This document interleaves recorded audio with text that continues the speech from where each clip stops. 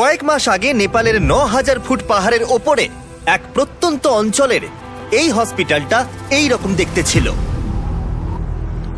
প্রত্যন্ত অঞ্চল হওয়ায় এখানে কোনো ইলেকট্রিসিটি ছিল না, তার মানে স্থানীয় ডাক্তারদের চিকিৎসার সরঞ্জাম ব্যবহারের সুযোগ ছিল না, এবং মাঝে মাঝে অন্ধকারের মধ্যেই জটিল অস্ত্রোপচার করতে হতো একটা ফ্ল্যাশ লাইট আর সাধারণ কিছু সরঞ্জামের সাহায্যে। এদের যদি উন্নত চিকিৎসার প্রয়োজন হয় তাহলে তাদেরকে কয়েক ঘন্টা হেঁটে অন্য জায়গায় যেতে হয়, আর এই সীমাবদ্ধতার ফলে এখানে মৃত্যু আর গর্ভপাতের ঘটনা প্রায় ঘটছে।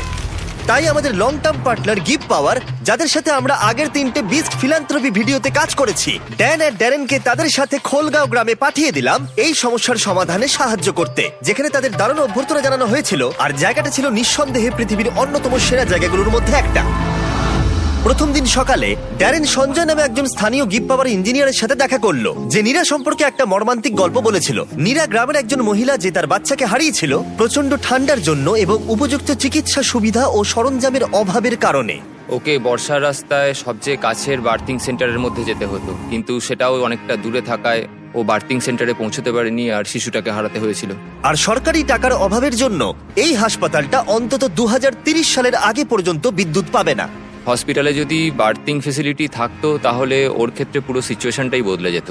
ড্যারেন জানতো এটাকে আটকাবার জন্য আমাদের দ্রুত কাজ করতে হবে, তাই সেই গ্রিন প্রোগ্রামের প্রতিষ্ঠাতা মালেসের সাথে দেখা করেছিল, যে অনেক ছাত্র এবং স্বেচ্ছাসেবকদের নিয়ে এই প্রজেক্টটা শেষ করতে এগিয়ে এসেছিল।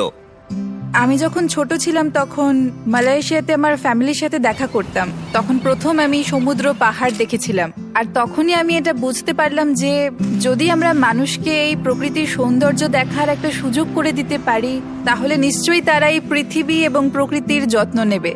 তাই আমরা পুরো বিশ্ব থেকে ছাত্রছাত্রীদের নিয়েছি যারা এই ব্যাপারে ভাবে এবং কিছু করতে চায়, এবং যাতে আমাদের ভবিষ্যৎ প্রজন্মের কোনো অসুবিধায় না হয়, তাই আমরা এই পদক্ষেপ নিয়েছি যাতে এই বিশ্বটা আরো অনেক অনেক সুন্দর হয়ে ওঠে। সঞ্জয় এবং মেলিসার সাথে দেখা করার পরে ড্যারেন খুবই উৎসাহিত হয়ে কাজটা শুরু করে দিয়েছিল, সোলার প্যানেল এবং ব্যাটারি ইনস্টল করে হসপিটালে বিদ্যুৎ আনতে, তার সাথে এই সম্প্রদায়ের জন্য আধুনিক সরঞ্জামের ব্যবস্থা করতে, যাতে এটা একটা আধুনিক বার্থ সেন্টার হয়ে ওঠে। ঠিক আছে, আমরা প্রথম দিনের জন্য প্রস্তুত। 3, 2, 1 বিস্ট ফিলান্থ্রপি। টিমের সবাই এই কাজটার জন্য খুবই এক্সাইটেড ছিল। নিচের দিকটা ঘুরতে হবে। দারুণ! প্রথম দিনের শেষে টিম খোঁড়াখুড়ি এবং সমস্ত ওয়্যারিং শেষ করে ফেললো। আমি সত্যি এদের অস্বীকার করতে পারি না, কারণ এই গ্রামের মানুষদের মধ্যে কিছু একটা আছে। তাদের সভ্যতা, তাদের বন্ধুত্ব, তাদের মেলামেশা আমাকে মাত্র কয়েকদিনের মধ্যেই তাদের পরিবারের অংশ করে তুলেছে। এটা খুবই আনন্দের। আমরা যখন এই বাড়ির সামনে দিয়ে হেঁটে যাচ্ছিলাম, কেউ একজন দৌড়ে ভেতরে ঢুকলো এবং সে ভেতরে আগুন জ্বালালো এবং ধোঁয়া বেরোতে শুরু হলো। আমরা জানতে পারলাম যে সে আসলে চা বানাচ্ছে। এটি আদা সহ হিমালয়ান ব্ল্যাক টি, আর এটা আমার জীবনের সেরা চা। এই লোকেরা সত্যি খুবই সরল এবং এরা মানুষকে ভালোবাসতে জানে। আমরা যেখানেই যাচ্ছি এরা আমাদের ভালোবাসছে। তারা আক্ষরিক অর্থেই আমাদের বাড়িগুলো খুলে দিয়েছে এবং বাড়ির ভেতরে আমাদের একটা বেডরুমও দিয়েছে, যেখানে আমি আর ড্যান আরাম করে থাকতে পারি। কিন্তু কনস্ট্রাকশন শুরু হবার কিছুক্ষণ পরেই ড্যানের শরীরটা খারাপ করলো। আমি খুব অসুস্থ হয়ে পড়েছি, আমাকে চেক আউটের জন্য তাড়াতাড়ি স্থানীয় কোনো ডাক্তারের কাছে যেতে হবে। তার মানে এখন সে নিজেই বুঝতে পারলো যে এইরকম প্রত্যন্ত গ্রামে চিকিৎসা করানো কতটা কঠিন হতে পারে। যেমনটা তোমরা দেখতে পাচ্ছ, এখানে সবকিছুই বন্ধ রয়েছে, আর কঠিন বাস্তব এটাই, যদি তুমি এখানের কোনো গ্রামে অসুস্থ হয়ে পড়ো তাহলে কাছাকাছির বড় ফেসিলিটি পেতে তোমায় প্রায় 7 ঘন্টার একটা বড় জার্নি করতে হবে। সৌভাগ্যবশত সেখানে একজন নার্স ছিল যে তার চিকিৎসা করেছিল। ইনি হলেন করুণা, একজন নার্স, এখানকার লোকাল টাউন খোলাগাঁওয়ের মধ্যে থাকেন। ইনি আমাকে সাহায্য করতে এসেছেন।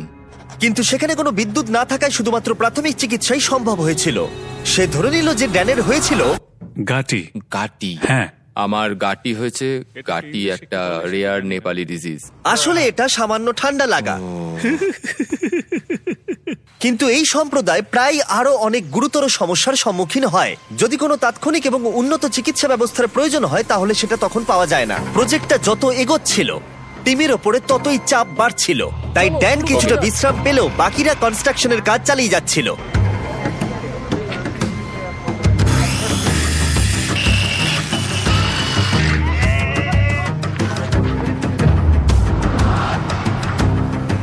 যেহেতু এখন সাপোর্টিং স্ট্রাকচার তৈরি হয়ে গেছিল, তাই আমরা সোলার প্যানেল ইনস্টল করতে শুরু করলাম।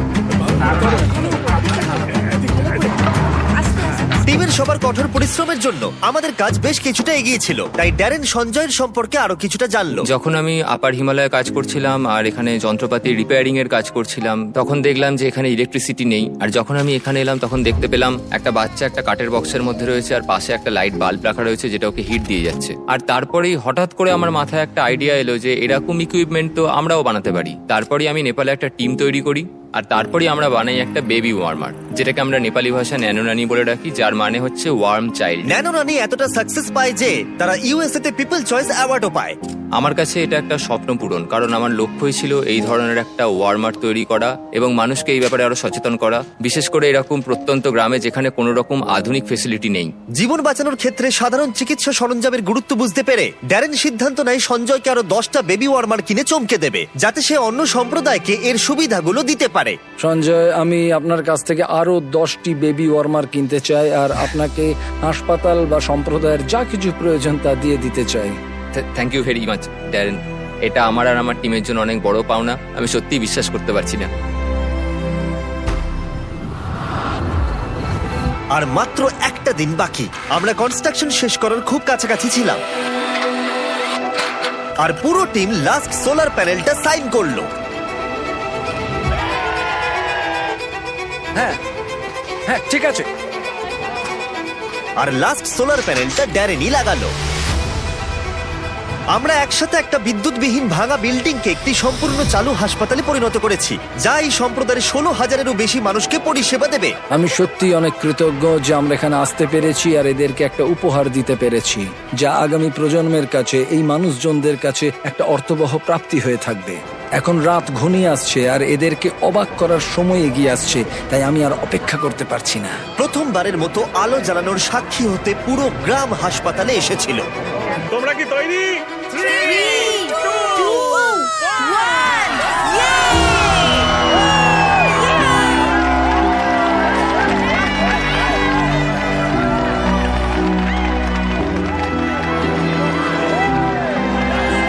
একটি সম্প্রদায় জীবনে প্রথমবার বিদ্যুৎ দেখলো, এটি দেখা যে কি সৌভাগ্যের ব্যাপার তা আমি আজকে অনুভব করলাম।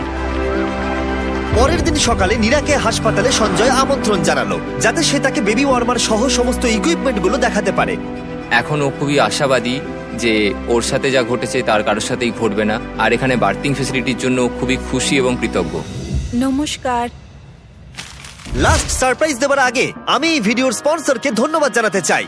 পৃথিবীর সবথেকে ভালো খাবার এই ফিস্টেবল নয়, কেলগস। শুধু এই সময়ের জন্য, কারণ তারা আমাদেরকে সাহায্য করছে। আজ থেকে 31শে জুন 2024 পর্যন্ত কেলগস মাইনক্রাফটের সাথে টিম আপ করেছে তোমাদের free exclusive character creator item দিতে। ঠিক এইরকম ক্যামেল হ্যাট, অ্যাক্সলট হ্যাট আর একটা চেরি ব্লসম ড্রেস। এগুলো তুমি তখনই পাবে যখন তুমি কেলগসের স্পেশাল মার্ক বক্স গুলো কিনবে। ঠিক এইরকম Kellogg's fruit loops, frosted flakes, apple jacks আর কর্ন পপস। তোমরা কিন্তু তিনটেই ক্যারেক্টার ক্রিয়েটর আইটেম কালেক্ট করো। আর এগুলো ছাড়াও মাইনক্রাফট আর কেলগস অরবট ডে ফাউন্ডেশনকে পার্টনার করেছে। অরবট ডে হলো সেই ফাউন্ডেশন যারা আমাকে টিম ট্রিজে সাহায্য করেছিল। তারা 2.5 লাখ গাছ লাগিয়ে চলেছে, যেটা ইউএস এর জন্য খুবই প্রয়োজন। এটা কিন্তু দারুণ। ডেসক্রিপশনে দেওয়া লিংকে ক্লিক করে এদের সব টার্মস এন্ড কন্ডিশনস দেখতে পাবে। ঠিক আছে ফেস্টিভ্যালস, আমাকে ক্ষমা করে দাও, আমি চিট করেছি শুধুমাত্র অপরকে সাহায্য করতে। থ্যাংক ইউ কেলগস এই ভিডিওটা স্পন্সর করার জন্য। চলো আবার ফিরে যাওয়া যাক। যখন আমরা সঞ্জয়ের সাথে কথা বলছিলাম তখন আমরা জানতে পারলাম ও নেপালি হয়েও কখনো এভারেস্ট দেখেনি, আর ওর এটা স্বপ্ন ছিল একবার অন্তত এভারেস্ট দেখার। তাই শেষ দিন সকালে আমরা সিদ্ধান্ত নিলাম ওকে সেটা দেখিয়ে আমরা সারপ্রাইজ দেব।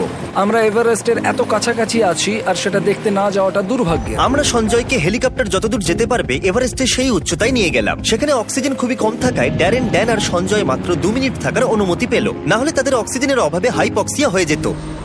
ড্যারেন আর আমি এখন পৃথিবীর সর্বোচ্চ পয়েন্টে একসঙ্গে রয়েছি। আমি এটা বিশ্বাসই করতে পারছি না। এভারেস্ট দেখে সঞ্জয় আবেগে হাঁটু গেড়ে বসে পড়েছিল। এটা অসাধারণ। আমার স্বপ্ন ছিল এখানে আসার আর এভারেস্টকে দেখার। আরো একবার আমি ধন্যবাদ জানাতে চাই গিভ পাওয়ার এবং গ্রিন প্রোগ্রামকে এই প্রজেক্টটাকে সফল করে তোলবার জন্য। স্বাভাবিকভাবে এই প্রজেক্টগুলোর মধ্যে অনেক কিছু থাকে, তাই এগুলো সম্পর্কে আরো কিছু জানতে চাইলে ড্যান কিছু বিহাইন্ড দ্য সিন ভিডিও বানিয়েছে। তোমরা ডেসক্রিপশনের লিংকে ক্লিক করে সেগুলো দেখতে পাবে। এখন আমি দেখাবো তোমাদের বিস্ট ফিলান্থ্রপির বিহাইন্ড দ্য সিন। এনজয়। হাততালি দাও, আমরা শেষ করেছি। আমি দেখেছি তোমরা অনেক অন্যান্য ভিডিওতে ক্লিক করো, তাই আমি যতক্ষণ কথা বলবো এখানে বেরেলের ভিডিওটা চলবে, যাতে তোমরা আমার কথাগুলোকে শোনো। আমরা যা অ্যাড রেভিনিউ পাই আর এই ভিডিওগুলোর ক্ষেত্রে আমরা যা ইনকাম করি পুরোটাই বিস্ট ফিলান্থ্রপিতে যায়। তাই সবসময় ভিডিওগুলো দেখো যাতে আমরা মানুষদের সাহায্য করতে পারি। তাই যাও অন্য ভিডিওগুলো দেখো আর এক্ষুনি সাবস্ক্রাইব করো, না হলে তোমরা অপরকে সাহায্য করতে চাও না।